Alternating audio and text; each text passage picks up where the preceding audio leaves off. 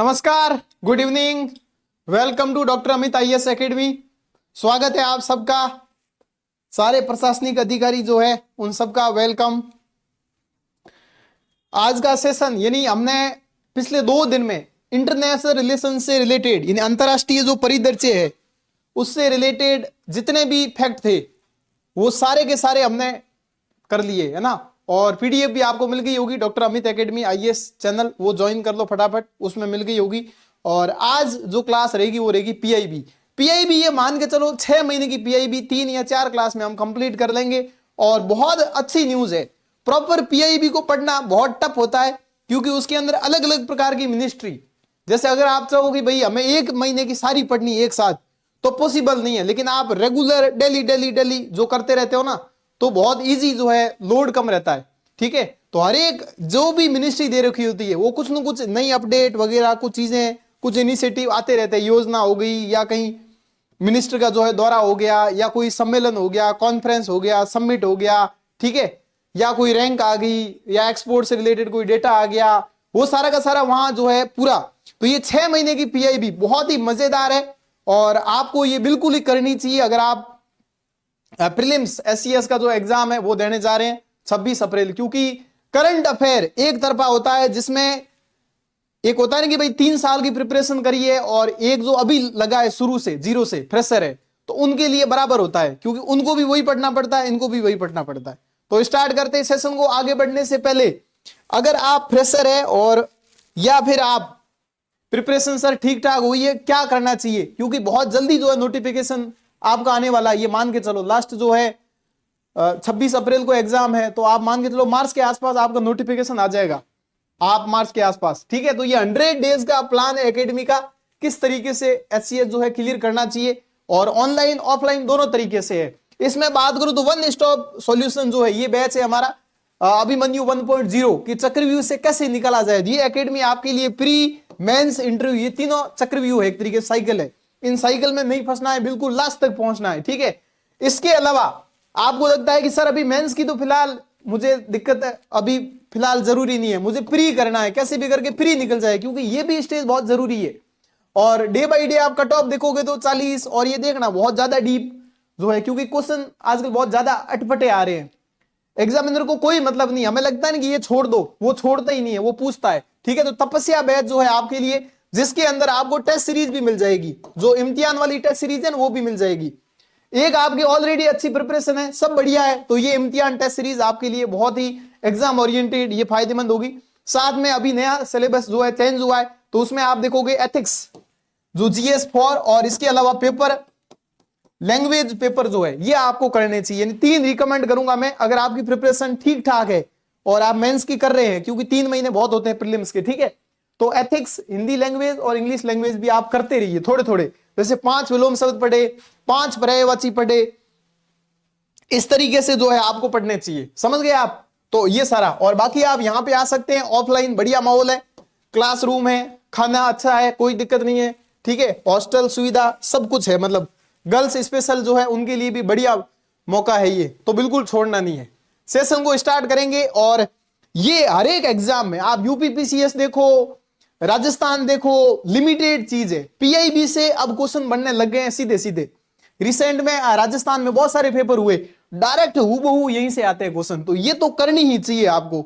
ठीक है, ये मतलब हाईली रिकमेंडेड है। तो क्या क्या न्यूज है वो सारी हम डिस्कस करेंगे, और आप देखोगे तो ये जो है लगभग 71 पेज है, तो मैं 3 दिन में आपको करवा दूंगा अच्छे से, और याद भी हो जाएगी आपको। ठीक है, तो अपन पहली न्यूज की तरफ बढ़ते हैं, और कुछ मैं आपको वैल्यू ऐड भी कराऊंगा कि वो चीजें आपको ध्यान रखनी चाहिए। अभी रिसेंट में हम बात करें यहां से, ठीक है, तो तेलंगाना में जो है ये देखो यहां से, ठीक है, तेलंगाना में राष्ट्रीय हल्दी बोर्ड का उद्घाटन हुआ है। तो पूछा जा सकता है कि यहां से तो ऐसे ही क्वेश्चन बनते हैं, मैच द फॉलोइंग। ठीक है, कि भाई कौन सा बोर्ड कहां है, इस तरीके से। बिल्कुल अविनाश जी शुभ संध्या, Aradhana good evening, very good evening. ठीक है, तो आप समझो इसको ध्यान से जरा, है ना।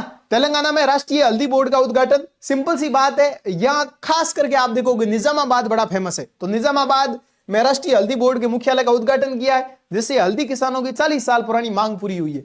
और हल्दी आज के टाइम आप देखोगे तो बहुत ज्यादा इंपॉर्टेंट है। ठीक है, उत्पादन से लेकर और निर्यात तक हल्दी क्षेत्र को बढ़ावा देने के लिए भारत सरकार बहुत सारे प्रयास कर रही है। और इन्होंने अभी निजामाबाद तेलंगाना में एक जो है, इसको हम हल्दी की कैपिटल भी बोलते हैं, turmeric capital, capital of turmeric जो है वो है निजामाबाद तेलंगाना। तो आपको अब यहां से थोड़ा पता भी होना चाहिए कि तेलंगाना किस किस राज्य को स्पर्श करता है, थोड़ा थोड़ा आइडिया होना चाहिए ज्योग्राफी में वहां, ठीक है। तो ये स्पेशल आप लिंक करोगे ना, रिवीजन करोगे तो मेंस में बहुत सारे आप इनिशिएटिव यहां से निकाल सकते हो, ठीक है। बात करें यहां पर, अब इसके अंदर ये याद नहीं करना है कि भाई हल्दी बोर्ड है तो कौन अध्यक्ष होगा, क्या होगा, बस सुना सुना थोड़ा सा रखना चाहिए ना। मंत्रालय कौन से हैं तो आप देखोगे आयुष मंत्रालय भी है, ठीक है। तो बहुत सारे मंत्रालय है। और खास करके बात करें जो मेन जो मंत्रालय है, ये तो कुछ शामिल मंत्रालय है, पर ये आता है वाणिज्य और उद्योग मंत्रालय के तहत काम करता है, ठीक है, वेरी इंपॉर्टेंट। और इसके अलावा बात करें निकाय किस तरीके की गवर्निंग काउंसिल होती है, तो केंद्र सरकार द्वारा नियुक्त जो है अध्यक्ष होता है, प्रेसिडेंट होता है, और वाणिज्य विभाग से सचिव होता है, ठीक है। तो ये सारी बातें यहां पे है। और इसके अलावा हम बात करें उद्देश्य क्या, यही ब्रांडिंग करनी है, मार्केटिंग करनी है, ठीक है, ये आपको पता होना चाहिए। भारत में हल्दी की स्थिति क्या है, तो हल्दी को बोले तो हम कुरकुमा लौंगा भी बोलते हैं, ये एक शाकाहारी पौधा है और इसे गोल्डन स्पाइस भी कहते हैं। और 20+ भारतीय राज्यों में उगाया जाता है। सबसे ज्यादा आप देखोगे तो महाराष्ट्र हो गया, तेलंगाना हो गया, ये वाला। तो यहां से पूछे भी जा सकते हैं कि टॉप 4 हल्दी स्टेट वाले, क्योंकि अभी रिसेंट में न्यूज में है, तो यहां से क्वेश्चन बन सकता है ज्योग्राफी का प्योर वाला। तो यहां से बात करते हैं कि क्या क्या क्लाइमेट परिस्थितियां होनी चाहिए यहां पे, ठीक है। आवाज ठीक आ रही है मेरी प्रॉपर?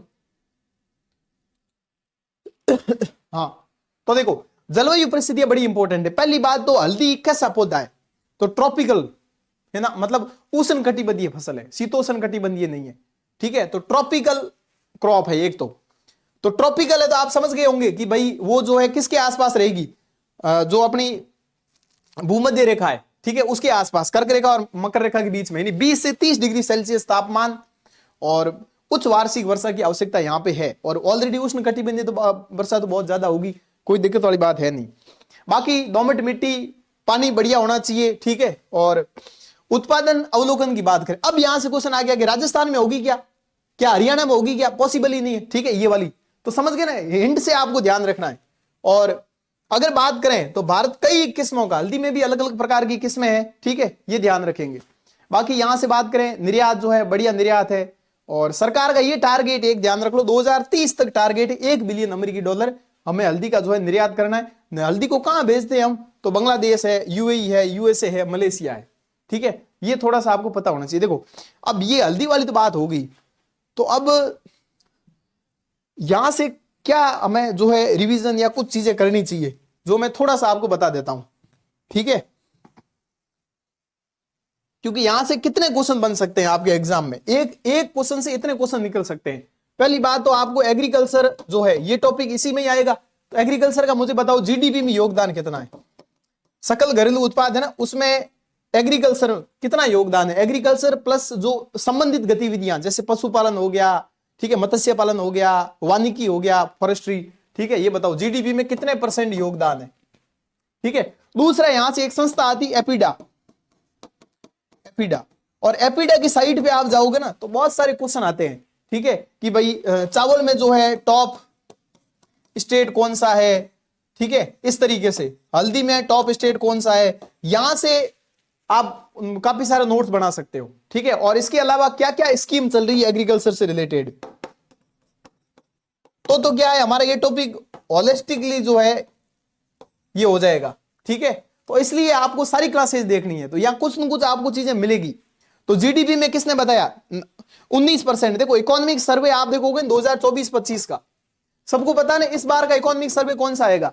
इकोनॉमिक सर्वे का मतलब है जो बजट और इकोनॉमी, बजट में तो क्या हम अनुमान लगाते हैं, तो इसका मतलब इस बार का जो बजट आएगा वो एक साल आगे, यानी अभी क्या चल रहा है 2026, तो 26-27 का आएगा बजट। इकोनॉमिक सर्वे में तो जो डेटा जो हमने काम कर लिए, क्या क्या अनुमान से ज्यादा मतलब क्या क्या घटनाएं घटित हो गई वो सारी इसमें आती है। तो ये ध्यान रखेंगे, ये है 2000। अब इस बार जो इकोनॉमिक सर्वे आएगा वो कब का आएगा 2025-26 का।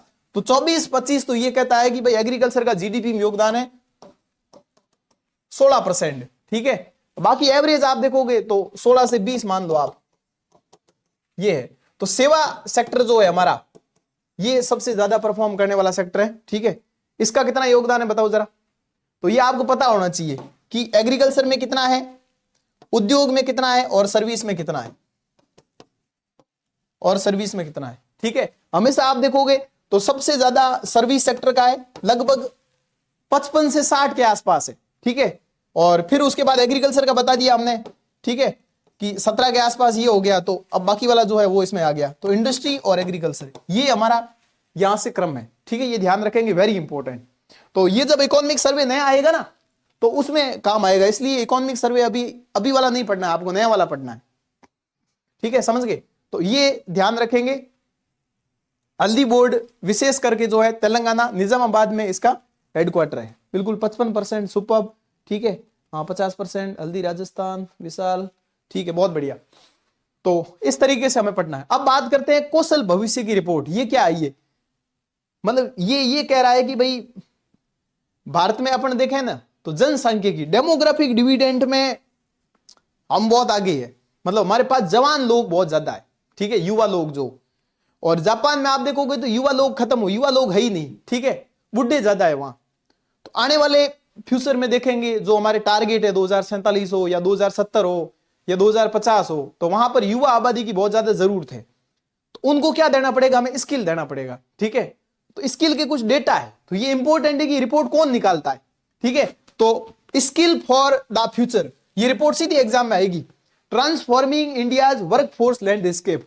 ठीक है, किस तरीके से हम चेंज करेंगे, तो ये आप ध्यान रखेंगे। ये निकालता है इंस्टीट्यूट फॉर कॉम्पिटिटिवनेस, मतलब प्रतिस्पर्धात्मक संस्थान द्वारा ये रिपोर्ट जारी की जाती है। एग्जाम में आएगा, आरबीआई जारी करता है क्या? ठीक है, वाणिज्य उद्योग मंत्रालय जारी करता है क्या? वर्ल्ड इकोनॉमिक फोरम जारी करता है क्या?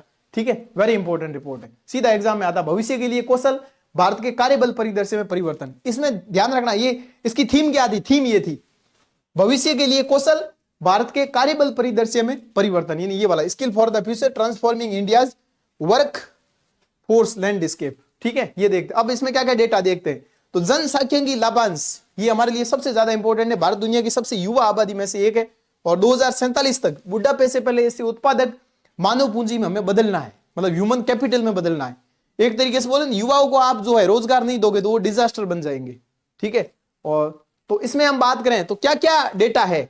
तो आर्थिक विकास में बात करें तो जो हायर एजुकेशन है वहां पर दीर्घकालिक जो सकल घरेलू उत्पाद को बढ़ावा देती है, और तृतीयक स्तर पर जो ग्रॉस एनरोलमेंट रेशियो है उसमें 1% की वृद्धि जो है सकल घरेलू उत्पाद को इतना बढ़ाती है। ये पारिका 2020 है, ये बोलती है।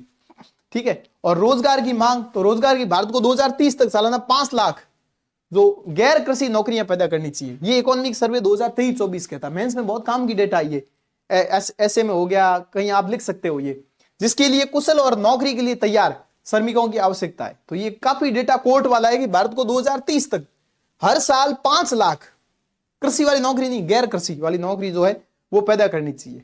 ठीक है, और वैश्विक प्रतिस्पर्धा में भारत कहां कहां काम कर रहा है? इलेक्ट्रिक व्हीकल में काम कर रहा है, कृत्रिम बुद्धिमत्ता में काम कर रहा है, ग्रीन टेक में काम कर रहा है, उद्योग 4.0 जो है वो आ चुकी है। ठीक है, संधारणीय क्षेत्रों के लिए सुसज्जित है। रिपोर्ट के क्या निष्कर्ष है, ये हमारे लिए इंपॉर्टेंट है, क्योंकि ऐसी रिपोर्ट एग्जाम में आती है सीधी सीधी। तो देखो इन्होंने क्या बोला है कि भारत का 88% जो वर्क फोर्स है वो कम योग्यता वाली नौकरियों में है। मतलब इसका मतलब 12% लोग, आप ये डेटा ध्यान रख लो कि 10 से 12% लोग ऐसे हैं जो हायर एजुकेशन और बड़ी बड़ी जगह है, बाकी तो सब लो लेवल पे सिमट गए। ठीक है, और 10 से 12% जो है वो हाई स्किल भूमिका है, उसमें कौशल लेवल देखो, इसमें कौशल स्किल के लेवल है, स्किल लेवल 1 2 स्किल लेवल 3 4। तो एग्जाम में आ जाएगा 80% वाले किस में आते हैं? तो स्किल 1 एंड स्किल 2 में। ठीक है, स्किल लेवल, और 10 से 12% है वो स्किल लेवल 3 और स्किल लेवल 4, जैसे जैसे अपडेट होगा। इसमें आप देखोगे तो लगभग 10% आबादी के पास माध्यमिक स्तर से आगे की शिक्षा है। ठीक है, मतलब 10% ही लोग हैं वो, और 52.4 के पास केवल प्राथमिक शिक्षा, प्राइमरी एजुकेशन है। ठीक है, तो इसका मतलब हम किस कैटेगरी में आते हैं जरा बताओ? गंभीर कौशल बेमेल। मतलब आप देखोगे ना इसको तो केवल 8% के आसपास जो है ग्रेजुएट, जिसको बोलते हैं स्किल लेवल 3 मिलान वाली भूमिकाओं में काम करते हैं। ठीक है, जो ग्रेजुएट वाले लोग 8% है इसमें, और बाकी जो लोग हैं 50% से अधिक ग्रेजुएट है वो इस काम में ज्यादा काम करते हैं। मतलब कोई दुकानदारी खोल दी, कोई ई मित्र वाला खोल दिया, ठीक है, सारे ग्रेजुएट है, सारे ऑपरेटर है, पर वो लो नौकरियों में है, लो स्किल में है वो, और कम योग्यता की तुलना में अधिक योग्यता अधिक ज्यादा प्रचलित है।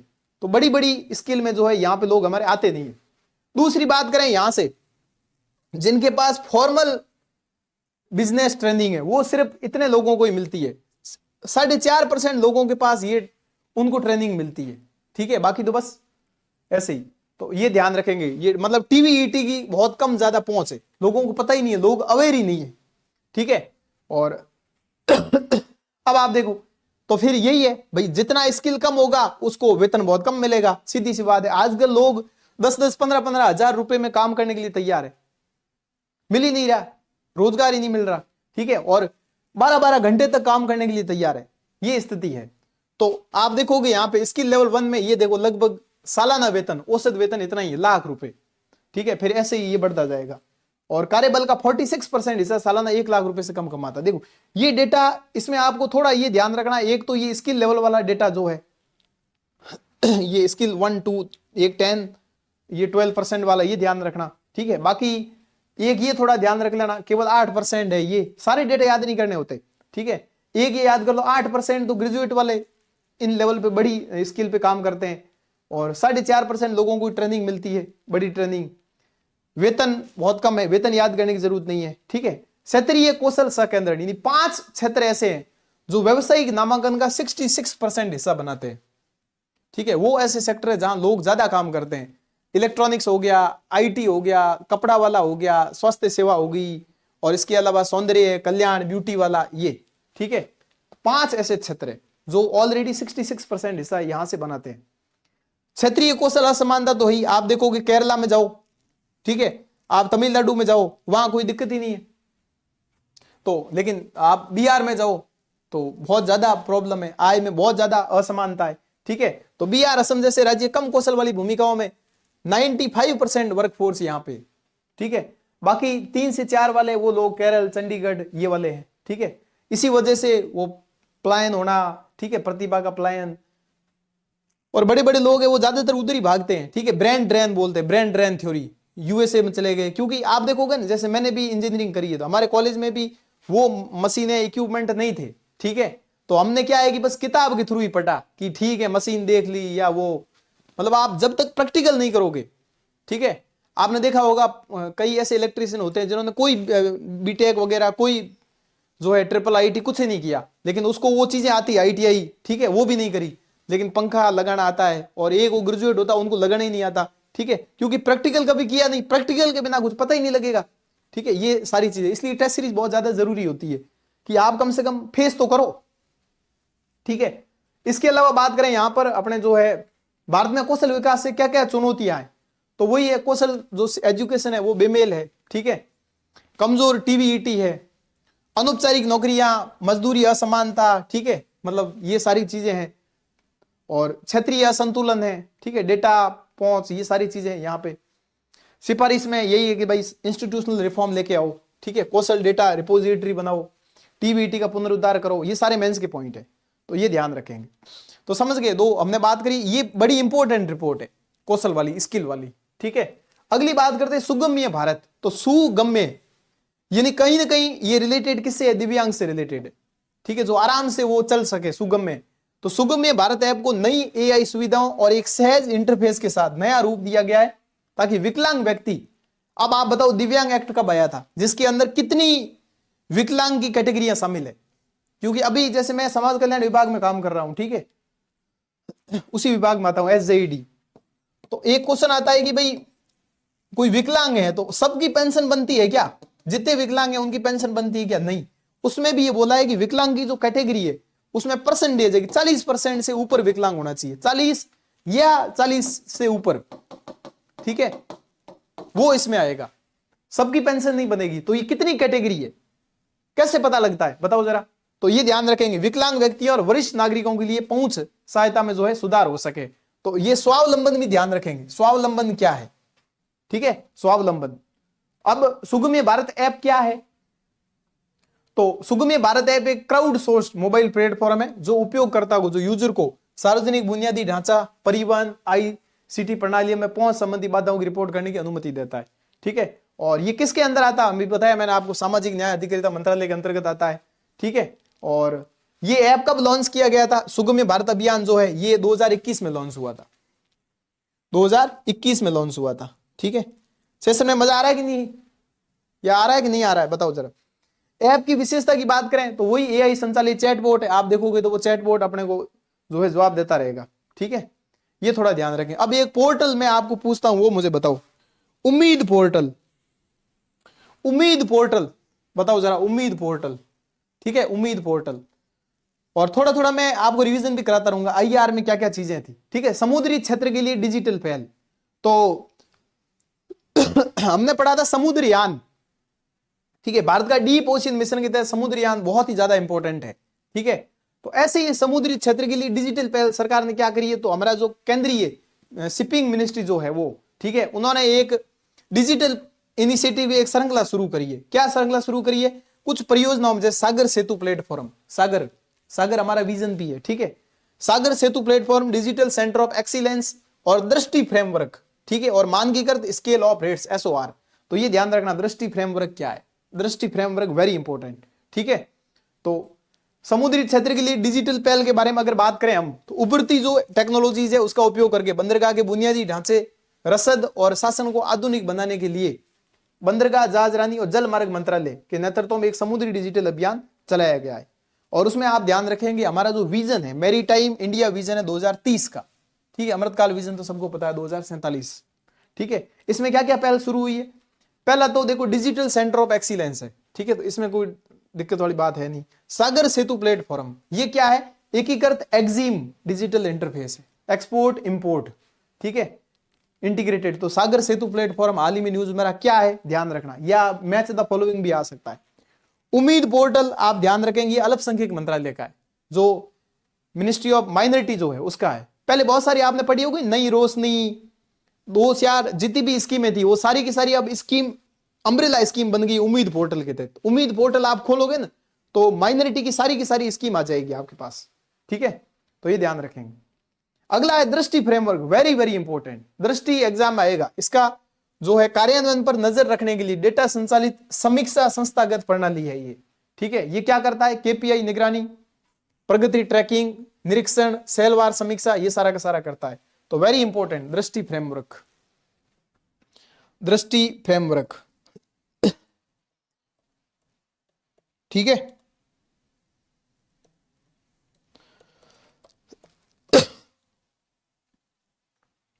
तो दृष्टि फ्रेमवर्क जो है ये याद रखेंगे आप। और इसकी मैं बात करूं तो इसकी जो फुल फॉर्म है वो है data driven decision support review institutional information system for hastening and tracking implementation. ठीक है, तो मतलब इसी से रिलेटेड है ये। तो ये वही जो लाइन बोली है मैंने, कार्यान्वयन पर नजर रखने के लिए डेटा संचालित समीक्षा संस्थागत प्रणाली, इसकी फुल फॉर्म है। तो अपने तो याद रखना दृष्टि किससे रिलेटेड है। ठीक है, नेक्स्ट जो है वो है क्रिस्पर। तो क्रिस्पर केस 9 आपने सुना होगा, ये किससे रिलेटेड है? ये है अपना जो बायोटेक्नोलॉजी टॉपिक पढ़ते हैं ना अपन, जैव प्रौद्योगिकी, उसमें जीन एडिटिंग। ठीक है, और आपने नाम सुने होंगे कि भाई लाइसोजाइम क्या काम आता है, जोड़ने के काम आता है कि नहीं आता है। ठीक है, वो सारे के सारे गेज, तो उससे रिलेटेड है ये। तो पौधों को गर्मी के तनाव से निपटने में मदद करने के लिए हमने जो है एक संशोधित क्रिस्पर उपकरण अपनाया है। ठीक है, क्या है ये? तो कोलकाता में है बोस इंस्टीट्यूट। ठीक है, क्या नाम है, ध्यान रखना, बोस इंस्टीट्यूट है कोलकाता में। उनके वैज्ञानिकों ने जो है पौधे को गर्मी के तनाव और जीवाणु संक्रमण से निपटने में मदद करने के लिए एक संशोधित क्रिस्पर उपकरण विकसित किया है, जो टिकाऊ और स्मार्ट कृषि में जो है एक सफलता प्रदान करता है। ठीक है, तो ये देखो, a smart tool to help plant tackle heat and infectious under heat stress. तो हाल ही में न्यूज मेरा क्रिस्पर उपकरण किससे रिलेटेड है, पूछा जा सकता है क्वेश्चन। ठीक है, कैसे करेगा ये? तो Cas9 आपने सुना ही होगा, मृत Cas9 का उपयोग करके एक संशोधित क्रिस्पर उपकरण जो डीएनए को काटे बिना रक्षा जीवन को चालू या बंद करने के लिए जीन स्विच के रूप में काम करता है। अब आपका होमवर्क है, ठीक है, अपने पास तो टाइम कम रहता है थोड़ा, तो अब आपका होमवर्क ये है कि भाई ये क्रिस्पर Cas9 टेक्निक कैसी है। हाल ही में इसकी जगह एक नई टेक्निक आई है, उसका भी नाम आपको बताना है। ठीक है, ये Cas9 क्या है और ये क्रिस्पर क्या है। तो Cas9 जो है ये मृत होता है, इसका उपयोग करके एक संशोधित क्रिस्पर उपकरण जो डीएनए को काटे बिना रक्षा जो है जीन को चालू या बंद करने के लिए जीन स्विच के रूप में कार्य करता है। ठीक है, उपकरण को केवल पौधे के तनाव के तहत सक्रिय करने के लिए डिजाइन किया जाता है, और जैसे कि गर्मी की लहरें या रोगजनक हमला हो, ठीक है, विकसित ये कर दिया। काम कैसे करता है, तो पौधे के नियंत्रण केंद्र जो है नाभि के बाहर, ठीक है, क्रिस्पर Cas9 को रोकने के लिए इन्होंने प्राकृतिक टमाटर प्रोटीन जिसे ये बोलते हैं NACMTF3, वेरी इंपॉर्टेंट, ये क्वेश्चन आ रखा है अभी रिसेंट के कोई राजस्थान के एग्जाम में ये आया था। ठीक है, NACMTF3 क्या है ये, ठीक है, इसके हिस्से के रूप में इस्तेमाल किया इन्होंने, किसको रोकने के लिए, क्रिस्पर कैस जो है स्विच को रोकने के लिए। ठीक है, जब पौधे को गर्मी या बीमारी हो जाती है तो उसको ये तनाव का सामना करना पड़ता है, और क्रिस्पर जो है स्विच नाभि के अंदर चला जाता है। ठीक है, तो ये रोगाणु से लड़ने में जो है क्षमता प्रदान करता है। क्लियर है यहां तक? ठीक है,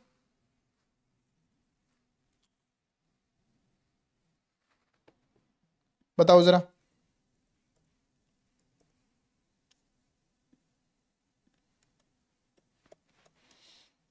तो मतलब है ना, आपकी जागरूकता, और आप जो है पढ़ाई जो कर रहे हो तो बोरिंग मत समझो, एंजॉय करो प्रोसेस जो है ना, ये पूरा का पूरा प्रोसेस एंजॉय करो। जैसे ही मैंने बात करी तो अब आलस नहीं करना, जो लोग आलस कर जाते हैं वो गड़बड़ कर जाते हैं। ठीक है, तो क्रिस्पर Cas9 क्या है, ये क्वेश्चन यूपीएससी में भी आ रखा है, एक जीन एडिटिंग तकनीक है। ठीक है, जिसे हम आणविक कैंची कहते हैं। ये डीएनए के विशिष्ट हिस्सों को जो है सटीकता से काटना, हटाना और बदलने में ये सक्षम बनाती है, और ये काम करेगा डीएनए को काटे बिना। ठीक है, तो ये ध्यान रखना। और क्रिस्पर के फुल फॉर्म क्या है, क्लस्टर्ड रेगुलरली इंटरसेप्ट पैलिड्रोमिक रिपीट्स। ठीक है, और Cas9 एक एंजाइम है जो डीएनए को काटता है। जैसे आप बायोटेक्नोलॉजी पढ़ोगे तो उसमें ये सारी चीजें आएगी। यहाँ पे एक गाइड आरएनए होता है जो Cas9 एंजाइम को डीएनए के विशिष्ट अनुक्रम तक लेके जाता है, और कैंची की तरह डीएनए को काटा जाता है। ठीक है, अब इससे क्या होता है, कोई मान लो रोग है तो वो जो चीजें हट जाएगी तो ये रोग होगा नहीं इनको।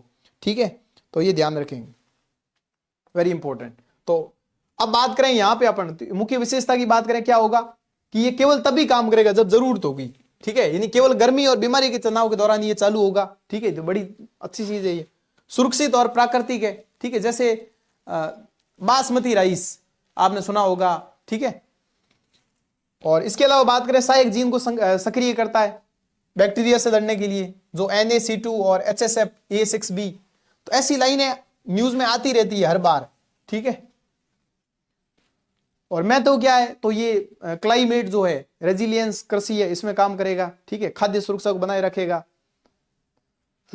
अगली है नव्या। नव्या अगर आप ध्यान से देखोगे तो यहां पे लिखा है कौशल जो बदल दे जिंदगी, वही है नव्या। तो यानी कहीं ना कहीं बालिकाओं और इससे रिलेटेड है, और बालिकाएं दिख रही है। और तो भारत सरकार उत्तर प्रदेश में विकसित भारत @ 2047 विजन के तहत किशोरियों को कौशल प्रदान करने के लिए एक पायलट पहल है नव्या। तो यानी जो किशोरियां हैं उनको क्या करना, स्किल प्रोवाइड करनी है। ठीक है, ताकि वो कुछ न कुछ, जैसे मान लो सिलाई का काम हो गया या छोटा मोटा काम हो गया। ठीक है, ये ध्यान रखेंगे। बिल्कुल, good evening Vineet. Cas9 enzyme है, क्रिस्पर मॉलिक्यूलर साइंस इसकी सर, बिल्कुल। हाँ देखो, अब जैसे मान लो मैंने आपको थोड़ा सा बता दिया, अब आपको क्या करना है, क्रिस्पर Cas9 छोटी सी वीडियो देख लो, उससे आपको क्लियर हो जाएगा। प्रैक्टिकल थोड़ा सा कि भाई कैसे कैसे दिखता है। ठीक है, ये सारे, और 2-4 ही तो टेक्निक है। नव्या पहल, नव्या का मतलब युवा किशोरियों के लिए व्यवसायिक ट्रेनिंग के माध्यम से आकांक्षाओं का पोषण करना। और इसमें आप ध्यान रखेंगे, इस जो ये सरकारी पायलट प्रोग्राम, पायलट का मतलब क्या है कि अभी शुरुआत में 1-2 जो है स्टेट में लागू होगा, फिर धीरे धीरे लागू हो जाएगा हर एक में। तो 16 से 18 वर्ष की आयु लड़कियों को जो है कौशल प्रदान करना है। ठीक है, और मंत्रालय कौन सा हो सकता है, एक तो महिला वाला होगा, और एक कौशल है तो कौशल वाला मंत्रालय होगा। ठीक है, अब एग्जाम आता केवल इसमें महिला, तो ये ध्यान रखेंगे नहीं है। ठीक है, टारगेट ये है 16 से 18 वर्ष की लड़कियों को जो है लक्षित करता है। और लैंगिक समानता मतलब SDG कौन सा बताओ जरा, सतत विकास लक्ष्य कितने नंबर का बताओ। ठीक है, 19 राज्य और 27 जिलों में फिलहाल ये लागू है। और वेरी इंपॉर्टेंट है PM विश्वकर्मा योजना, क्योंकि PM विश्वकर्मा योजना के अंतर्गत हम बात करें तो गाड़ियां, लुहार है, ठीक है, और दस्तकार हो गए, कुंभार हो गए, उनसे रिलेटेड योजना बड़ी इंपॉर्टेंट है PM विश्वकर्मा। क्योंकि विश्वकर्मा की बात करें तो इंजीनियरिंग जो है, इंजीनियरिंग में बहुत ज्यादा इंपॉर्टेंट नाम विश्वकर्मा जी का नाम आता है। ठीक है, तो PM विश्वकर्मा योजना इससे रिलेटेड है। तो ये इसमें 18 प्रकार के जो है उपकरण है इसमें, ठीक है, मतलब अलग अलग तरीके से क्राइटेरिया है कि कौन कौन बेनिफिशियरी होगा। और लगभग इसमें प्रॉपर जो है 3 लाख तक लोन मिलता है, शुरुआत में 1 लाख मिलता है, फिर 2 लाख मिलता है, ठीक है, 5% ब्याज दर है इसकी। और डिजिटल लेन देन जब आप करते हो तो 1 रुपये प्रति लेन देन पे मिलता है, ठीक है। और टूल किट के लिए 15,000 रुपये सरकार देती है। तो काफी इंपॉर्टेंट स्कीम है, ये ध्यान रखेंगे, ठीक है। पीएम विश्वकर्मा योजना यानी किससे रिलेटेड है, पूछी जा सकती है। बाकी प्रधानमंत्री कौशल विकास योजना जैसे प्लेटफॉर्म का लाभ ये उठाएंगे, ठीक है। आत्मनिर्भर और समावेशी भारत के लक्ष्य के साथ संरेखित करता है। अगली बात करते हैं, ये यूनिवर्सिटी रैंकिंग बड़ी इंपॉर्टेंट होती है, क्यूएस वर्ल्ड यूनिवर्सिटी रैंकिंग, क्योंकि हम भी पढ़ाई करते हैं तो हमें पता होना चाहिए कि भाई हमारी कौन सी यूनिवर्सिटी जो टॉप कर रही है। सतत विकास लक्ष्य 5 बिल्कुल सही है, सुपर्ब, ठीक है। अब बता दो फटाफट एसडीजी 13, एसडीजी 14 और SDG 15। QS world university ranking 2026 हम देखें तो आप यहां से देखोगे ना, क्यूएस वर्ल्ड यूनिवर्सिटी रैंकिंग 2026 जारी की गई, जिसमें उच्च शिक्षा की गुणवत्ता और प्रतिस्पर्धा में वैश्विक रुझानों पर प्रकाश डाला और कई भारतीय जो है इंस्टीट्यूट इसमें आए हैं, ठीक है। तो पहली बात तो देखो, ये रैंकिंग कब जारी की जाती है, एग्जाम आता 2 साल में जारी की जाती है क्या, नहीं, ठीक है, ये वार्षिक है, एक वार्षिक वैश्विक रैंकिंग, मतलब हर साल आती है, ये वेरी इंपॉर्टेंट। दूसरा, ये क्या काम करती है, किस क्राइटेरिया पे काम करती है, तो आगे आएगा, जैसे एकेडमी ने क्या परफॉर्म किया है। दूसरी, जैसे मान लो कोई कॉलेज है तो कितनी परफॉर्म कर रही है, पता कैसे लगेगा, भाई कितने प्लेसमेंट हो रहे हैं, रोजगार कितने मिल रहे हैं, साथ में स्थिरता कितनी है, और ग्लोबल पे इंपैक्ट क्या है, मतलब बाहर के लोग आते हैं क्या यहाँ पढ़ने के लिए, वो सारी चीजें यहाँ देखी जाती है। तो ये लॉन्च कौन करता है, यूएस, ठीक है। तो यूके स्थित जो है वैश्विक शिक्षा सेवा फर्म है क्वाक्विरली साइमंड्स, तो इसकी फुल फॉर्म है क्यूएस, मतलब क्वाक्विरली साइमंड्स है, ये संस्था है यूके की, ठीक है, यूनाइटेड किंगडम की है। और ये विश्वविद्यालय में बात करें पूरे ऑल वर्ल्ड में जो है और वैश्विक स्थिति के बारे में पारदर्शी जानकारी प्रदान करती है, ठीक है। और इस रैंकिंग में हम देखें तो भारत के 54 विश्वविद्यालय, ठीक है, यानी इसका मतलब बात करें तो चौथा सबसे अधिक प्रतिनिधित्व वाला देश बनता है भारत। यानी भारत में ये बहुत सारी चीजें हो रही है। टॉप पे आप देखोगे तो नंबर 1 पे यूएसए, जिसकी 192 यूनिवर्सिटी इसमें आई है, ठीक है। यूएसए की मैसाचुसेट्स है, हमेशा टॉप पे ही रहती है, ठीक है। और इसके अलावा बात करें, आप देखोगे 2015 में सिर्फ 11 यूनिवर्सिटी थी जो नंबर पे आती थी, मतलब आईआईटी दिल्ली हो गया या आईआईएम अहमदाबाद हो गया, मुंबई हो गया, बॉम्बे हो गया ये।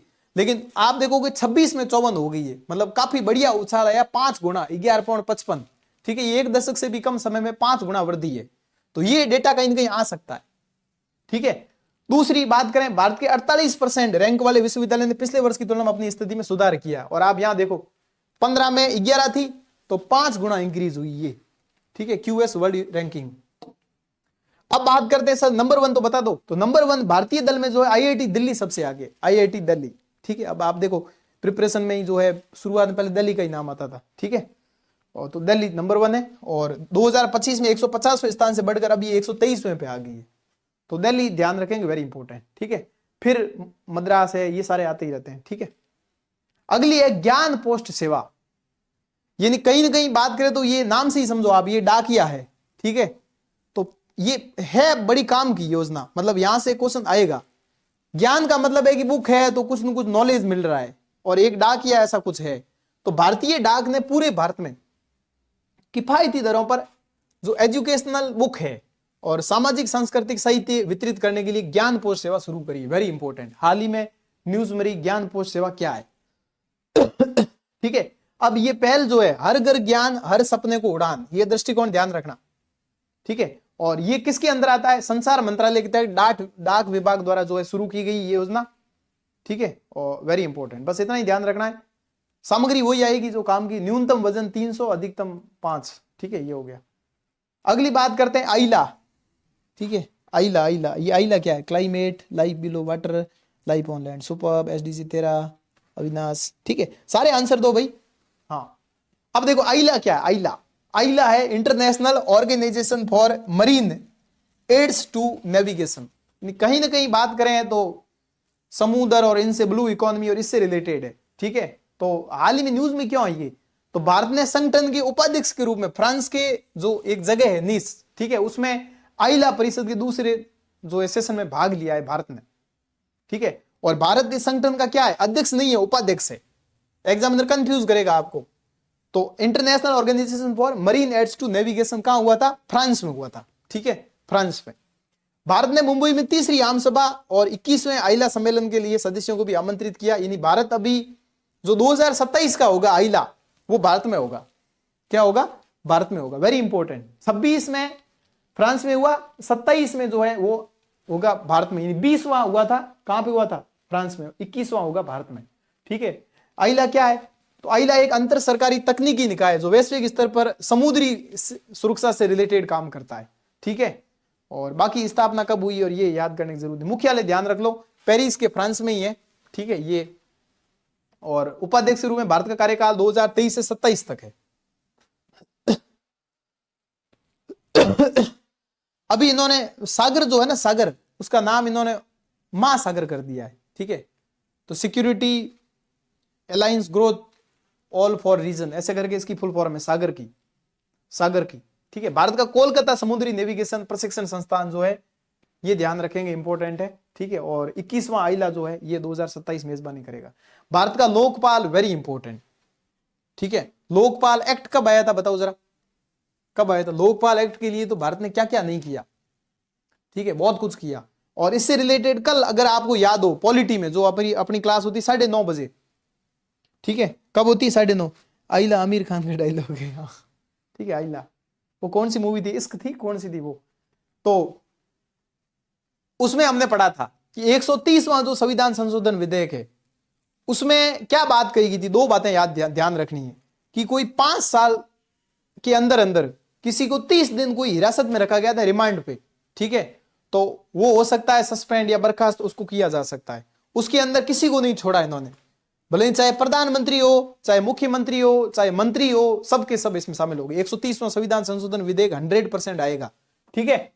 तो अब देखो भारत का लोकपाल, तो भारत के लोकपाल का पहले लोगो क्या था, अब लोगो चेंज कर दिया इन्होंने। ठीक है। पहले वाला लोगो जब मैं पढ़ाता था तब भी मुझे भी थोड़ा ढंग का नहीं लगता था, कि पहले तो ये था किसी के धन के प्रति लालची मत बनो, मतलब फील नहीं आ रहा है। तो मां गृदे कस्य स्विद धनम, ये पहले था। अब इन्होंने ये बोला है कि नागरिक सशक्तिकरण, भ्रष्टाचार उजारीकरण। ठीक है। यानी empower citizen, expose corruption. Very important logo है, ध्यान रखेंगे। ये सीधा सीधा एग्जाम में आ सकता है। हाल ही में भारत का लोकपाल, भारत के लोकपाल की पूर्ण पीठ ने एक नया आदर्श वाक्य अपनाया है, नागरिकों को सशक्त बनाए और भ्रष्टाचार को उजागर करें। तो भ्रष्टाचार का नाम आदि अब याद आएगा कि हाँ कुछ है, लालची तो पता ही नहीं लग रहा। ठीक है। तो संस्थागत दर्शिता और सार्वजनिक पहुंच बढ़ाने के प्रयासों के तहत नया आदर्श वाक्य पुराने आदर्श वाक्य की जगह लेता है।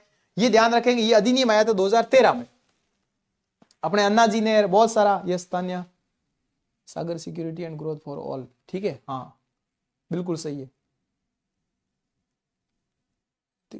अच्छा ऋतिक रोशन का डायलॉग। ठीक है। हाँ।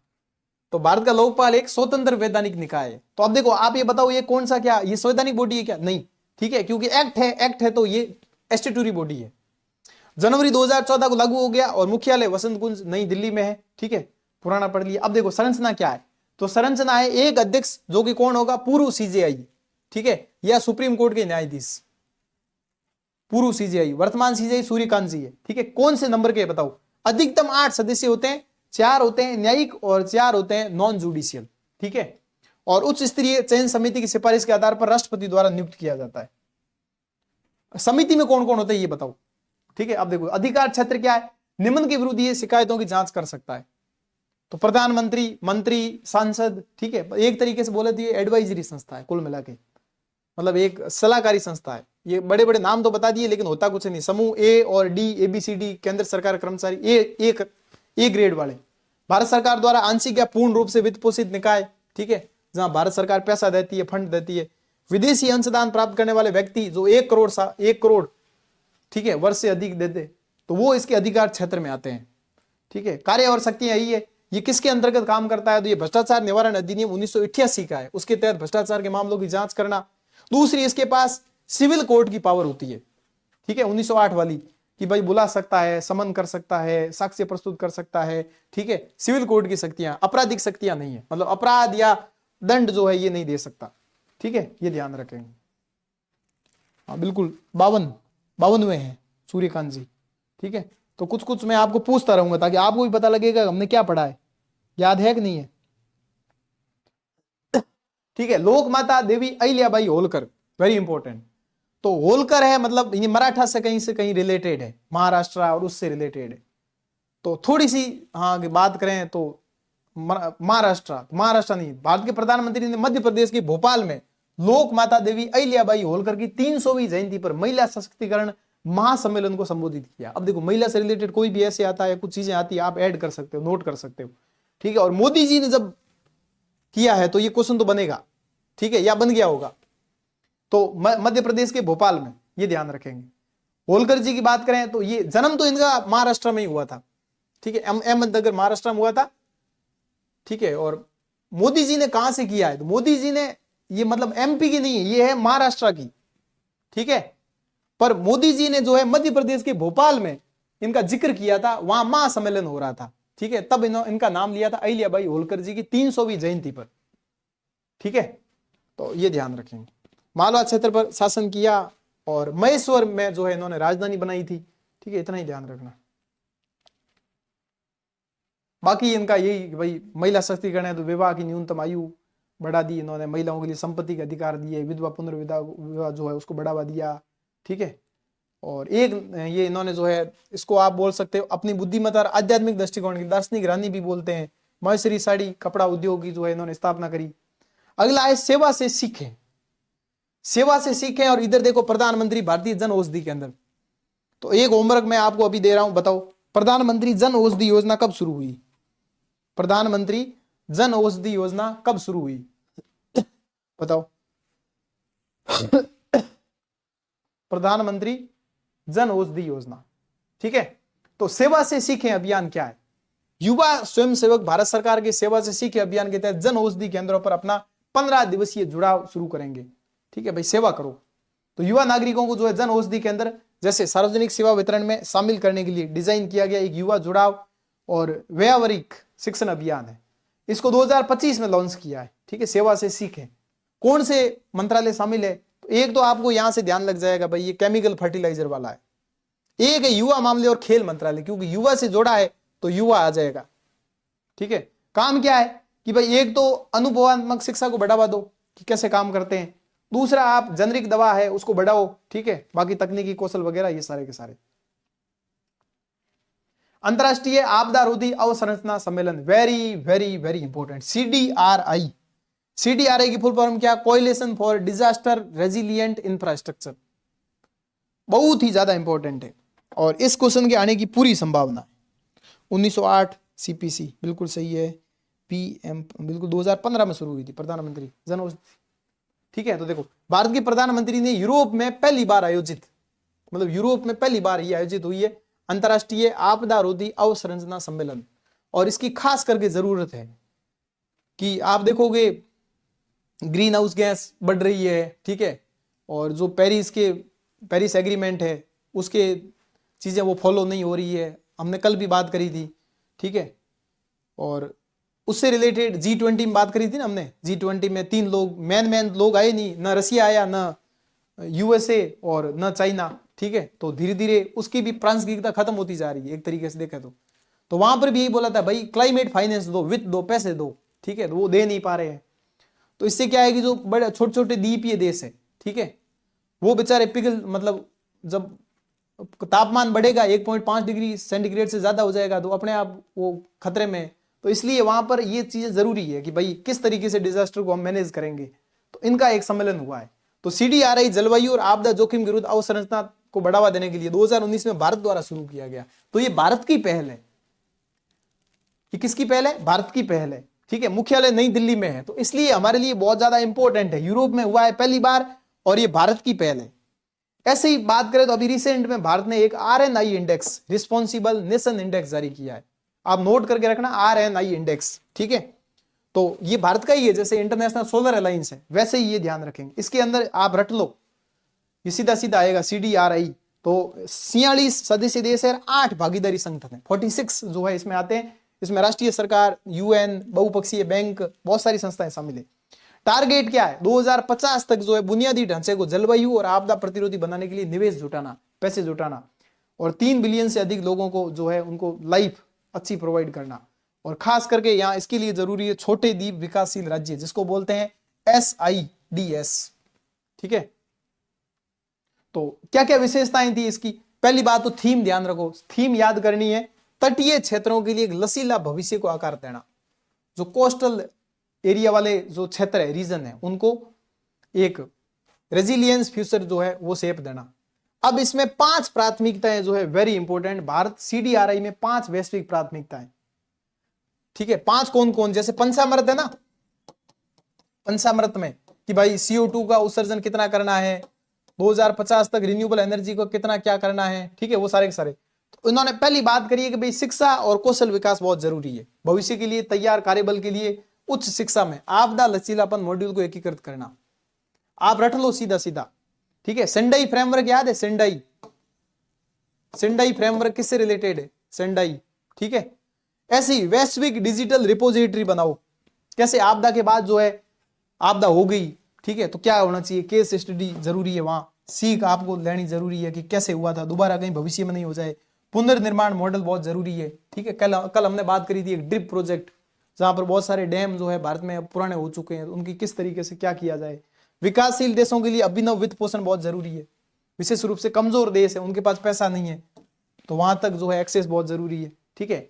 या SIDS पर विशेष ध्यान यहाँ बहुत देना जरूरी है। तो मैन आप ये देखो, ये तो याद ही हो गया आपको, ठीक है, वैश्विक डिजिटल रिपोजिटरी ये और अनूठी जो है। इसके अलावा भाई आपको कुछ चीजें हो रही है तो पहले से ही वार्निंग मिलनी जरूरी है, वार्निंग के साथ कॉपरेशन भी बहुत जरूरी है आपस में, ठीक है। ये 5 भारत की CDRI में 5 ग्लोबल प्रायोरिटीज है, ठीक है। तो very very important, CDRI Bharat की पहल है और है कब की, तो ये 2019, ठीक है, अभी रिसेंट में हुआ है यूरोप में। अगली बात करते हैं सोहराई कला, तो ये आर्ट से रिलेटेड है, ठीक है। ये है कहां की, क्यों न्यूज में है, तो राष्ट्रपति भवन जो है उसमें आयोजित कला उत्सव हुआ था 2025 में, झारखंड की है सोहराई कला, बस इतना ही। भारत की आत्मा बोलते हैं इसे, और ये झारखंड की है सोहराई, ठीक है। सोहराई झारखंड जो है, वहां पे संथाल, मुंडा और उराव जनजाति जो है ये यहाँ पे करती है। तो ये सोहराई कला कैसी है, मतलब इसका रंग बढ़िया है, आप फोटो से देखोगे तो, ठीक है।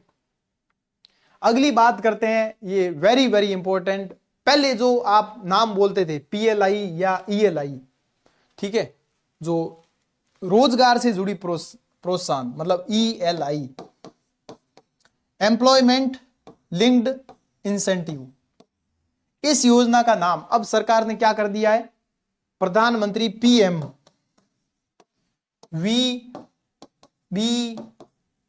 VBRY, ठीक है। यानी इसका मतलब विकसित भारत क्या है, विकासशील भारत है, विकासशील भारत है कि विकासशील भारत रोजगार योजना, विकासशील भारत, तो विकासशील तो नहीं होना चाहिए, विकसित होना चाहिए, ठीक है। तो विकसित भारत रोजगार योजना नाम रख दिया इसका। पहले इसका नाम क्या था, ये था ELI, तो ELI को अब ये नाम लेगी इसकी जगह। कब लॉन्च किया है, तो देखो 1 अगस्त 2025, क्योंकि ये सीधी सीधी स्कीम एग्जाम में आती डायरेक्ट 01, ठीक है, 1 अगस्त 2025 की योजना है, नाम है विकसित भारत, ठीक है। Dam rehabilitation improvement project drip, बिल्कुल सुपर्ब, बहुत बढ़िया, ठीक है। तो ELI की जगह लेगी ये, और 1 अगस्त 2025 नाम है PMVBRY, ठीक है। जैसे इस बार था ना VB रामजी, महानरेगा की जगह इन्होंने रख दिया VB रामजी, प्रधानमंत्री VB रामजी, ठीक है। तो ऐसे ही जो है ये, इसकी फुल फॉर्म बताओ, VB रामजी की फुल फॉर्म बताओ, ठीक है। तो cabinet approve employment linked incentive ELI scheme, जिसका पहले आउटले ये था लगभग 1 लाख करोड़, 99,486, 1 लाख करोड़। एम क्या था, incentive the creation of more than, मतलब 2 साल में 3.5 करोड़ जॉब क्रिएट करना पॉसिबल है क्या, ठीक है। तो 3.5 करोड़ 2 साल में। और बात करें ये योजना 2027 तक, यानी जॉब क्रिएटेड बिटवीन 1 अगस्त 2025 से लेकर और ये 2 साल ये है, इनके बीच में हमें कितनी करनी है, 3.5 करोड़ जॉब, ठीक है। और the first time employ will get 1 month wage, उनको मिलेगा 15,000 से ज्यादा, 15,000 से ज्यादा, ठीक है। तो ये कैबिनेट अप्रूव ELI का ये था मेन, ठीक है। अभी इसका सिर्फ नाम ही रखा है इन्होंने, ठीक है। तो ये थोड़ा सा डेटा ध्यान रखेंगे। अब अपन बात कर लेते हैं इसमें क्या है, इसमें वही नाम ही चेंज किया और क्या किया, बाकी चीजें सेम ही। तो प्रशासक जो है कौन आएगा, जॉब मिल रही है तो लेबर ब्यूरो, ठीक है। तो श्रम और रोजगार मंत्रालय, ये मंत्रालय है, प्रशासक जो एडमिनिस्ट्रेटिव करेगा। कुल परिव्यय इसका ये याद कर लो 99,446 करोड़, मतलब 1 लाख करोड़। क्रियान्वयन अवधि कौन सी है, ये इंपॉर्टेंट है, 2 साल ही है, तो 2025 से 27, ठीक है, क्योंकि 1 अगस्त 2025 को ये आई है। टारगेट क्या है हमारा, 3.5 करोड़ से ज्यादा नए रोजगार प्रोवाइड करने, ठीक है। अब इस योजना की बात करें, मुख्य विशेषताएं क्या है, तो अगर आप देखोगे भाग में पहली बार नौकरी करने वाले कर्मचारियों के लिए प्रोत्साहन, ठीक है। पात्रता 1 लाख तक का मासिक वेतन वाले नए ईपीएफओ पंजीकृत कर्मचारी, प्रोत्साहन 1 महीने का ईपीएफ वेतन 15,000 रुपए तक 2 किस्तों में भुगतान, पहली किस्त 6 महीने की सेवा के बाद, ठीक है, जिसमें दूसरी किस्त 12 महीने। तो ये काफी इंपॉर्टेंट स्कीम है, यहां से मुझे लग रहा है क्वेश्चन आएगा फिक्स है। भाग बी में क्या है, तो पहला तो ये है कि भाई पहला जो पार्ट है वो तो पहली बार नौकरी कर रहे हैं उनके लिए है। आप देखना ये इकोनॉमिक सर्वे में भी आएगी, ठीक है। तो पहली बार जब हो रहा है और वो कोई ईपीएफ हो, ठीक है, एम्प्लॉयमेंट प्रोविडेंट फंड, उसमें कोई पंजीकृत कर्मचारी है, 1 लाख रुपए तक मासिक वेतन वाले नए ईपीएफओ पंजीकृत कर्मचारी इसमें आएंगे, और पहली बार नौकरी करने वाले कर्मचारियों के लिए प्रोत्साहन है, ठीक है। और पहली किस्त इसकी 6 महीने की सेवा के बाद, और दूसरी किस्त 12 महीने वित्तीय साक्षरता प्रशिक्षण पूरा होने के बाद। बचत की आदत को बढ़ावा, प्रोत्साहन का एक हिस्सा भविष्य में निकासी के लिए जमा खाते में जमा कर दिया जाएगा। भाग बी है किसके लिए, जो एम्प्लॉय है उनके लिए प्रोत्साहन, जो ऑलरेडी वर्किंग है, वो तो पहली बार नौकरी वाले हैं उनके लिए, ठीक है। जैसे मेरी पहली बार नौकरी लगी तो ये मेरे लिए ये है, ठीक है, क्योंकि ये देखो ना आप, इन्होंने बोला 3.5 करोड़ से ज्यादा रोजगार हमें सर्जन करने हैं, तो ऑलरेडी जैसे नौकरियां आ रही है तो वो लोग भी जोड़ रहे हैं, जैसे 1.92 करोड़ नए कर्मचारी शामिल है ऑलरेडी, ठीक है। तो पहला तो ये समझ गए ये वाला है अपने लिए। दूसरा है जो ऑलरेडी एम्प्लॉय है, जो काम कर रहे हैं कंपनी हो या उनमें, तो फोकस क्षेत्र क्या है, सभी क्षेत्र विनिर्माण पर विशेष ध्यान देते हुए नियुक्ता पात्रता ईपीएफओ पंजीकृत संस्थाएं नियुक्त करती है, और इसमें 2 या अधिक अतिरिक्त कर्मचारी, यदि मौजूदा कर्मचारी 50 से जो है ज्यादा है तो 5 या अधिक, यदि कर्मचारी 50, ठीक है। तो यहां पे वेतन आधारित प्रोत्साहन मिलता है प्रति कर्मचारी प्रति महीने, 10,000 से कम वेतन के लिए 1,000, ठीक है, 10,000 1 से 20,000 के बीच में जो है 2,000, ठीक है, प्रति कर्मचारी, और 20,000 से 1 लाख के बीच में 3,000। तो ये इस तरीके से जो है इन्होंने डेटा बताया है, ठीक है। कार्यकाल सभी क्षेत्रों के लिए 2 साल है, और विनिर्माण के लिए 4 साल बढ़ाया गया है, तो ये ध्यान रखेंगे। भुगतान प्रणाली क्या है, पहली बार नियुक्त जो कर्मचारी है उनको तो आधार ब्रिज भुगतान प्रणाली का उपयोग करके डीबीटी के माध्यम से भुगतान किया जाएगा, और नियुक्ता जो है पैन लिंक्ड बैंक खातों से भी सीधा भुगतान। तो 2 कैटेगरी ध्यान रखना, भाग बी नियुक्ता के लिए और भाग ए जो है वो है, और 1 अगस्त 2025 से ये प्रभावी है, ठीक है। अब अगली बात है महत्वपूर्ण खनिज एक रणनीतिक संपत्ति, क्रिटिकल मिनरल बहुत ज्यादा जरूरी है आज के टाइम में। तो critical mineral exploration project by GSI, ठीक है। आप देखोगे 20-21 में 65 थे, और अब 2024-25 में 195 हो गए, तो 60 थी, यानी 3 गुना ज्यादा। तो हाल ही में क्लीन एनर्जी बहुत ज्यादा जरूरी है, इलेक्ट्रॉनिक्स और रणनीतिक प्रौद्योगिकी सेमीकंडक्टर हो गए, ठीक है। भारत के प्रयासों ने लिथियम कोबाल्ट और दुर्लभ मृदा जैसे महत्वपूर्ण खनिजों को नीतिगत चर्चा के अंदर में ला दिया है कि ये आज के टाइम में बहुत जरूरी है। हमने बात की थी कि चाइना आजकल कहां फोकस कर रहा है, विकसित रोजगार आजीविका मिशन, बिल्कुल ठीक है, विकसित भारत रोजगार आजीविका मिशन ग्रामीण, वीबी राम जी। हाँ, डिजास्टर रिस्क रिडक्शन डीआरआर, ठीक है। तो कल भी हमने बात करी थी, मरकासूर पढ़ा था, मरकासूर याद हो तो वहां भी जो है हम अर्जेंटीना के साथ समझौता कर रहे हैं, ठीक है, और अलग अलग जो हमने बात करी थी वहां पे। तो ऐसे ही जो है चाइना भी आजकल कहां फोकस कर रहा है, सोलर पैनल हो गए, ठीक है, सेमीकंडक्टर हो गए, और इलेक्ट्रॉनिक्स वाले उस एरिया में फोकस ज्यादा कर रहा है, यही आज के टाइम में बहुत ज्यादा जरूरी है, ठीक है। तो लिथियम कोबाल्ट और दुर्लभ मृदा जैसे महत्वपूर्ण खनिजों को उस पॉलिसी में, मतलब पॉलिसी के सेंटर में ये आ गई है, कैसे कि एक हमारा राष्ट्रीय महत्वपूर्ण खनिज मिशन है एनसीएमएम, और चाइना ने क्या है कि हाल ही में लाए गए निर्यात प्रतिबंधों ने भारत की भेद्यता और आत्मनिर्भरता की आवश्यकता को बहुत ज्यादा उजागर कर दिया, और ये अभी हमारे लिए बहुत जरूरी हो गए, ठीक है। ये खास करके एक तो economic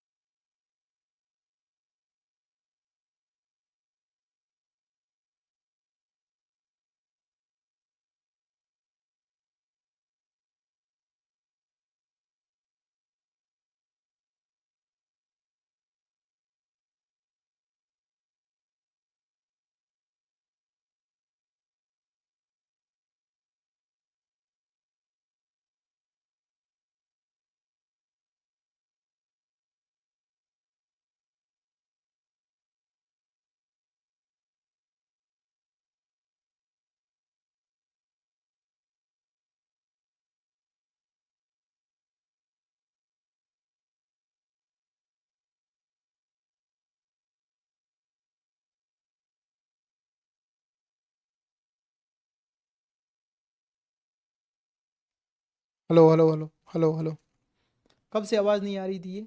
voice inaudible, national critical mission, अब आ रही है?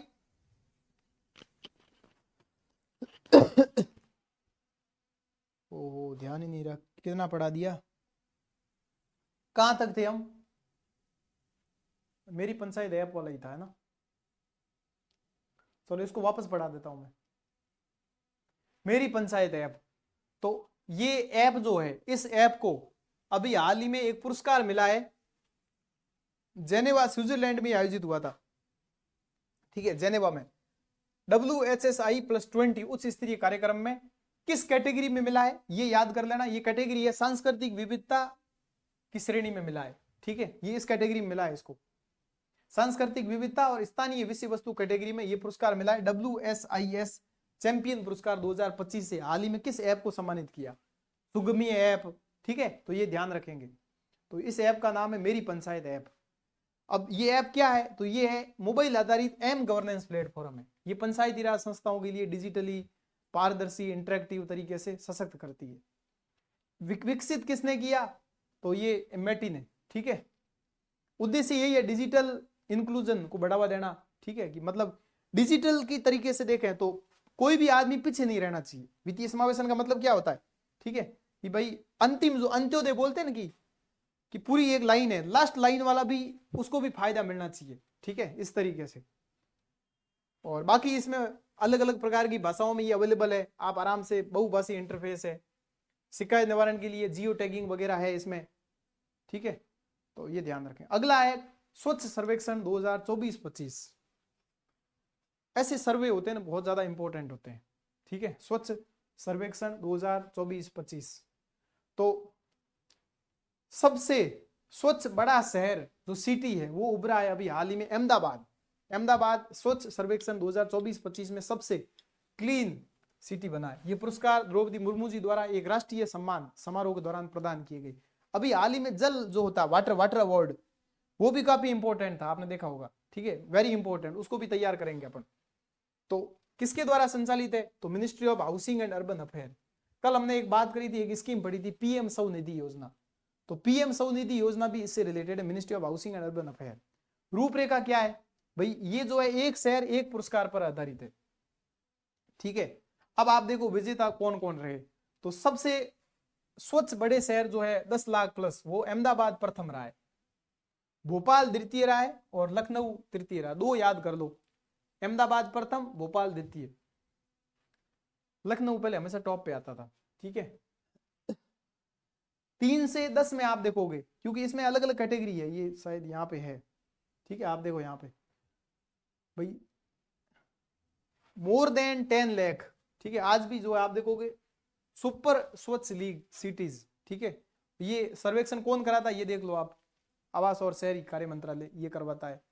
मोर देन 10 लाख में देखोगे इंदौर नंबर 1 है, इंदौर और सूरत, दो याद करो ये, ठीक है, ये याद होने चाहिए आपको, क्योंकि कैटेगरी पूछी जाती है। अब आजकल क्वेश्चन है ना, ऐसे इजी नहीं बनते, ऐसे पूछते हैं कि किस किस कैटेगरी में मिलता है। तो पहला मिलता है 10 लाख प्लस, दूसरा मिलता है 3 से 10 लाख, ठीक है, तीसरा मिलता है 50,000 से 3 लाख, 50,000 से 3 लाख, चौथा मिलता है 20,000 से 50,000। ये सारे याद नहीं करने, यहाँ पे कौन रहा, पर ये आपको कैटेगरी पता होनी चाहिए, 1 2 3 4 और 5, ठीक है। और एक होता है लेस देन 20,000, मतलब 20,000 से कम।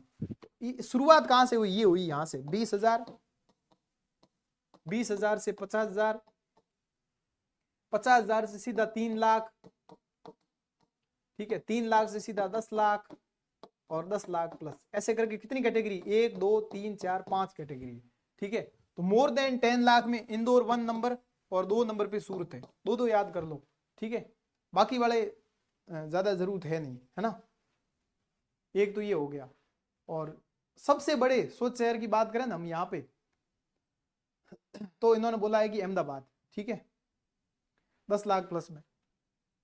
तो ये शहर की बात हुई है। स्टेट की बात करेंगे तो हमने और ऑलरेडी बात कर ली, ठीक है। 3 से 10 लाख में देखोगे तो मीरा भाईंदर प्रथम पे है। सर्वश्रेष्ठ गंगानगर कौन सा है? तो प्रयागराज है।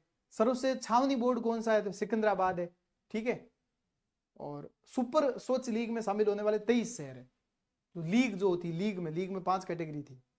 तो एसएसएल क्या है, ये कैटेगरी फिलहाल नई नहीं है, 2024-25 मतलब नहीं है। ये स्वच्छ सर्वेक्षण लीग जो है 2024-25 में शुरू हुई एक नई कैटेगरी, जिसका उद्देश्य कई साल से शहरी स्वच्छता और सफाई में निरंतर जो उत्कृष्टता दिखाने वाले शहरों को सम्मानित करना है। ठीक है, जो ऑलरेडी परफॉर्म कर रहे हैं, जैसे आप देखोगे इंदौर पिछले 7-8 साल से परफॉर्म कर रहा है। ठीक है, पात्रता मानदंड क्या है इनकी, ये बहुत जरूरी क्राइटेरिया आपको पता होना चाहिए, किनको इनको मिलता है। ठीक है, तो क्राइटेरिया जो है वो है शहरों की न्यूनतम कचरा मुक्त शहर स्टार रेटिंग होनी चाहिए। ठीक है, पहली बात। और वो आदर्श रूप से कितना होना चाहिए, 3 स्टार या उससे अधिक होना चाहिए। वेरी इंपॉर्टेंट भाई। जो लीग होती है ना, जैसे WPL IPL, उसमें भी हर एक को थोड़ी खिलाते हैं। ठीक है, या क्रिकेट में जब बहुत सारी टीमें होती है, तो नामीबिया या ऐसे देश, तो उनको एक प्रॉपर एक फॉलो करना पड़ता है क्राइटेरिया। तो 3 स्टार रेटिंग जरूरी है। घर घर जाकर कचरा संग्रहण, ODF++ ओपन डेफिकेशन फ्री। इसका मतलब ये है कि भाई बाथरूम, शौचालय जो है, टॉयलेट है, वो सबके घर में बनने जरूरी है, बनने चाहिए मतलब। ठीक है, ऐसे कुछ मेजर है इसके मेन। 10 लाख से ऊपर देखोगे तो अहमदाबाद। ठीक है, 3 से 10 लाख देखोगे तो नोएडा। ठीक है, ये 3 लाख से कम और 1 लाख से कम ये। तो ये जो सर्वे है, इसको थोड़ा और भी एक बार आप देख लेना। ठीक है, ये सर्वे वेरी इंपॉर्टेंट है और इससे बहुत सारे क्वेश्चन आते हैं। 3R यही कि भाई रीयूज, रिसाइकल, और एक कौन सा है 3R, कौन सा, कम करें। ठीक है, कम करें, पुनः उपयोग करें, पुनर्चक्रण करें। रिसाइकल हो गया, रीयूज हो गया, एक कौन सा है, रिकवर, रिकवर है ना। 3R मार्गदर्शक सिद्धांत है। और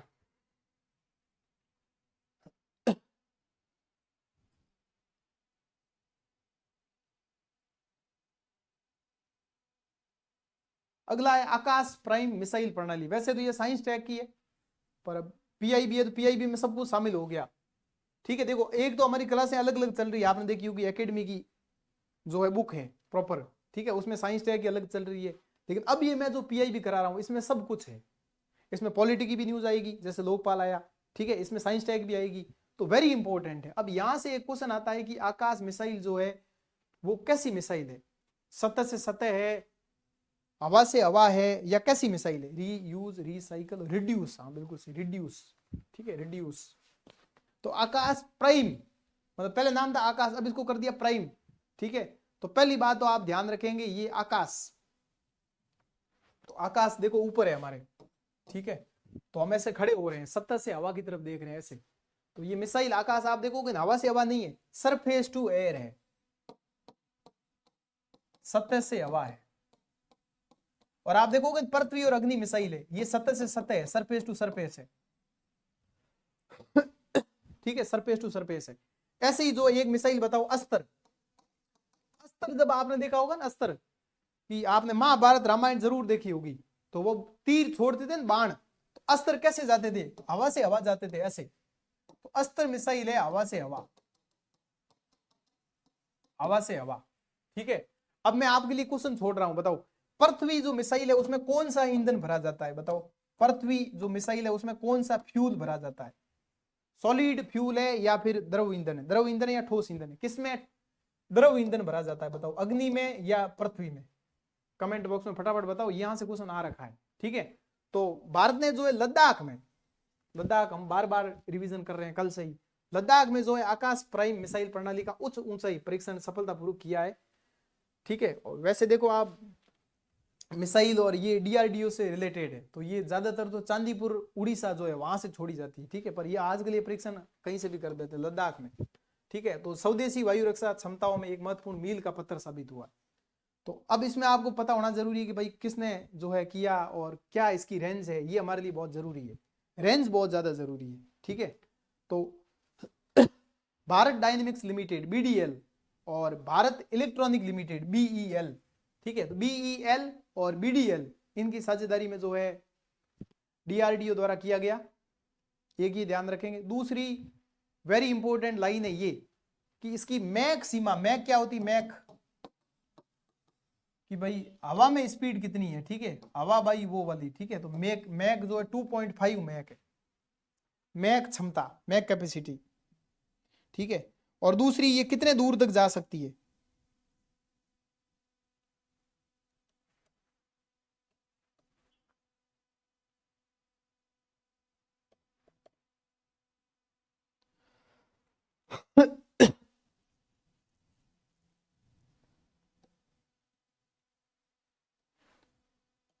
MAK है 2.5, ठीक है। मैं क्या होती बताओ जरा।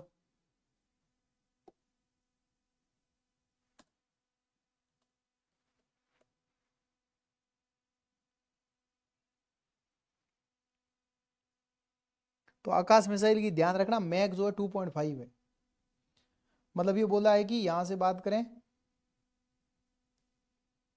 हम तुलना करते हैं ना, किससे तुलना करते हैं, हवा की साउंड की स्पीड से करते हैं, ठीक है।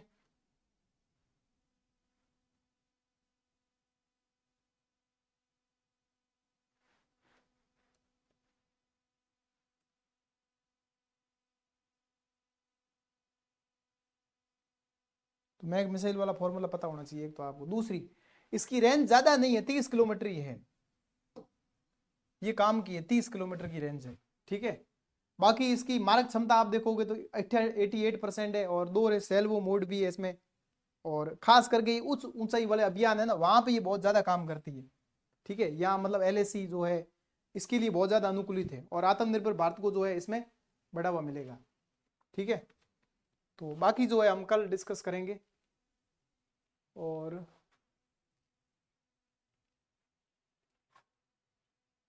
एक बार आपको जो है ये वाला थोड़ा पता होना चाहिए, किसने बताया उसका आंसर, आंसर आया नहीं है। पृथ्वी और अग्नि मिसाइल में क्या भरा जाता है, ठीक है, आंसर आया नहीं। तो अग्नि मिसाइल है ना, वेरी इंपॉर्टेंट मिसाइल है ये, ठीक है। और इसमें है ना आपको ये पता होना चाहिए ये कि अगर 700 से 1200 की रेंज है, 700 किलोमीटर से 1200 किलोमीटर, उसको हम बोलते हैं MRBM, medium range ballistic missile, ठीक है। ये पृथ्वी और अग्नि बैलिस्टिक मिसाइल है, ब्रह्मोस क्रूज मिसाइल है, ठीक है। बैलिस्टिक मिसाइल है, हम इसको गाइड नहीं कर सकते, मतलब एक कहीं ना कहीं निशाना थोड़ा सा चूक जाएगा, लेकिन क्रूज मिसाइल में वो क्या है कि एक बार सीधी सरफेस जाती, डायरेक्ट हिट करती है, ठीक है। ये प्रोजेक्टाइल पाथ में गति करती बैलिस्टिक। तो MRBM याद करेंगे 700 से 1200। ऐसे ही अग्नि पी है, अग्नि पी क्वेश्चन आ रखा है, ये 1000 से 2000 है, ठीक है, ये परीक्षण में ही चल रही है। दूसरा अग्नि 2 है, तो 2 है तो 2000 से स्टार्ट कर दो, 1 है तो 1000 से कर दो, ठीक है। अग्नि 3 जो है ये देखेंगे IRBM है, ठीक है। IRBM वेरी इंपॉर्टेंट, 3000 से 5000 तक है। अग्नि चतुर जो है वो, आई का मतलब क्या हुआ, इंटरमीडिएट, ठीक है। और अग्नि 5 है इंटर कॉन्टिनेंटल, मतलब भारत से कॉन्टिनेंटल, मतलब कॉन्टिनेंटल से बाहर चली जाएगी, एशिया महाद्वीप से फिर यूरोप की तरफ चली जाएगी, ऐसे, ठीक है। तो ये ध्यान रखना। ICBM है अग्नि 5, अग्नि 3 IRBM है, इंटरमीडिएट है। अग्नि चतुर्थ है वो भी इंटरमीडिएट है, ठीक है। तो अग्नि 5 याद करना, इसकी क्षमता है 7000 से 8000, और ये अभी फिलहाल ऑपरेटिंग कंडीशन में है। अग्नि 6 का निर्माण हो रहा है, ठीक है। तो ये हमारे काम की है, ये वेरी इंपॉर्टेंट, रट्टा मार लेना सीधा सीधा, ठीक है। और इसके अलावा जो बताया था वो उत्पादक BDL बनाता है ये, और ठोस ईंधन भरा जाता है अग्नि में, याद करो अग्नि में द्रव डालो, द्रव नहीं डालना, ठोस डालो, ठीक है। तो पृथ्वी में द्रव ईंधन भरा जाता है, ठीक है, पृथ्वी में द्रव ईंधन भरा जाता है। तो क्लास कैसी लगी आपको, और बाकी देखो एकेडमी से जुड़ने के लिए, और बिल्कुल जो है आपके पास टाइम कम है, तो आप अभिमन्यु 1.0 मेरे हिसाब से तो वन स्टॉप सॉल्यूशन है, ये बैच ज्वाइन करो, ठीक है। और अगर आपको लगता है कि सर फिलहाल कोई और एग्जाम की तैयारी कर रहे थे, हम CET वगैरह की कर रहे थे, अभी हम आए हैं SCS में, बिल्कुल आपके पास एक अच्छा मौका है, तपस्या बैच, ठीक है। प्रीलिम्स तो आपका हो जाएगा, कोई दिक्कत नहीं आएगी, प्रीलिम्स हो जाएगा आराम से, ठीक है, क्योंकि इसमें फिर टेस्ट सीरीज भी मिल जाएगी, इम्तिहान वाली प्री टेस्ट सीरीज भी इसमें शामिल। तो बढ़िया कोर्स है ये आपके लिए डिजाइन किया गया प्रॉपर। और बाकी आपकी प्रिपरेशन अच्छी है तो आप 2 लैंग्वेज वाले पेपर ये और एथिक्स कम से कम ये तो करिए, ठीक है, क्योंकि प्रीलिम्स होगा तो मेंस भी तो जरूरी है, केवल प्री से काम नहीं चलेगा। और बाकी ऑफलाइन अगर आप बढ़िया अनुभव लेना चाहते हैं, ठीक है, और पर्सनल जो है गाइडेंस मेंटरशिप वगैरह, तो आप यहाँ ज्वाइन कर लो, ऑफलाइन आ सकते हो। बाकी मिलते हैं थोड़ी देर में पॉलिटी की क्लास में, तब तक के लिए ध्यान रखें। जय हिंद, जय भारत।